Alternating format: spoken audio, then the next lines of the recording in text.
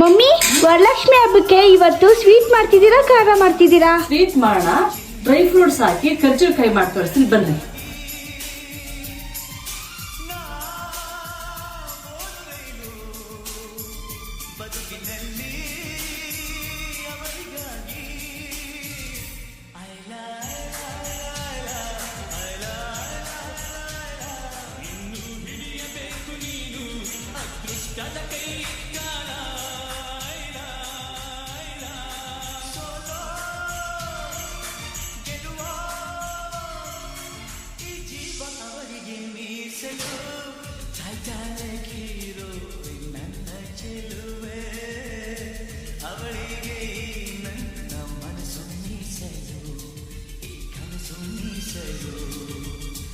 Simple ಆಗಿ ಈಸಿಯಾಗಿ ಕರ್ಜಿಕಾಯಿ ready ಆಯ್ತು. ನಾನ್ ತೋರಿಸಿರೋ ಮೆಥಡ್ ಯೂಸ್ ಮಾಡಿದ್ರೆ ಗರಿ ಗರಿಯಾಗಿರುತ್ತೆ.